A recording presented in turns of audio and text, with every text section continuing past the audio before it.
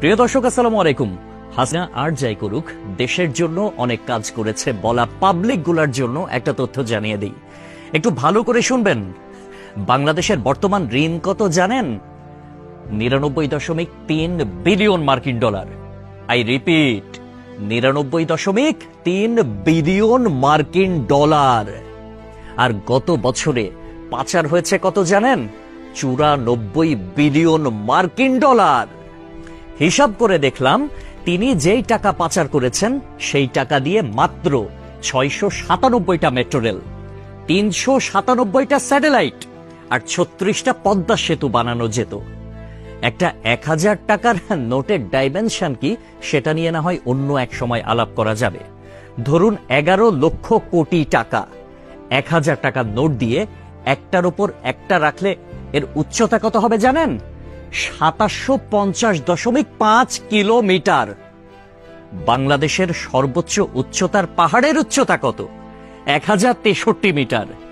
এক লেয়ারে সাজালে এই টাকা জায়গা করে নেয় কত? 124.76 বর্গ কিলোমিটার।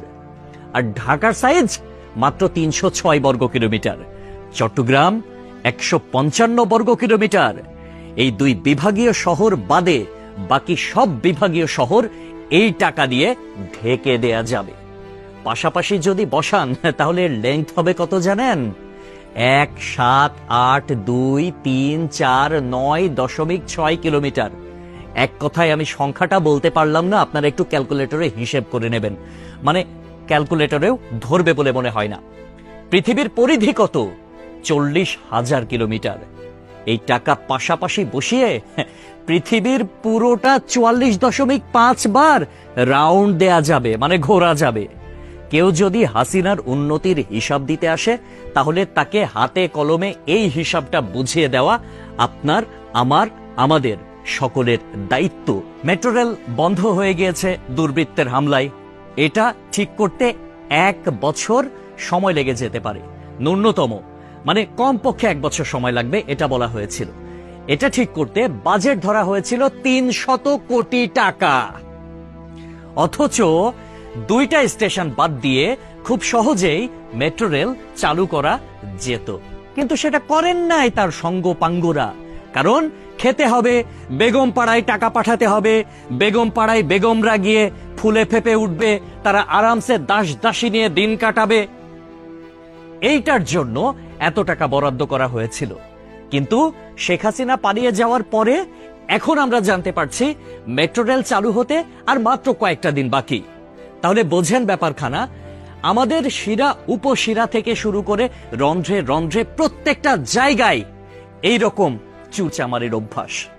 মানে দেশে উন্নয়ন হবে, উন্নয়নের আগে কে কয় টাকা ভাগ করে খাবে, এইটাই হচ্ছে তাদের টেন্ডেন্সি, এইটাই হচ্ছে তাদের মানসিকতা। পদ্মা সেতু হয়েছে কত টাকায় আপনারা সবাই ভালো করে জানেন। মেট্রো রেল হয়েছে কত টাকায় আপনারা সবাই জানেন। এলিভেটেড এক্সপ্রেস ওয়ের হিসাবটাও একটু গুগল করলে জানতে পারবেন। অথচ অন্যান্য দেশে এটার অর্ধেকও খরচ হয় না। তাহলে বাকি টাকা কই যায়? এক কথায় উত্তর, বেগম পাড়ায়। তবে একটা বিষয় ভালো লেগেছে, শেখ হাসিনা পলায়ন করেছে, কিছু নেতাকর্মী তারা বাংলাদেশে আটকা পড়েছে, তাদের বেগমরা কিন্তু ঠিকই বেগম পাড়ায় এখন আছে, আর তারা এই আমাদের অজ পাড়া গায়েই রয়ে গেছে। একটা কথা সব সময় মনে রাখবেন, পাপ বাপকেও ছাড়ে না। প্রকৃতি ছাড় দেয় কিন্তু ছেড়ে দেয় না। সবকিছুর হিসাব পয় পয় করে দিতে হবে একদিন। সবাই ভালো থাকবেন। আসসালামু আলাইকুম।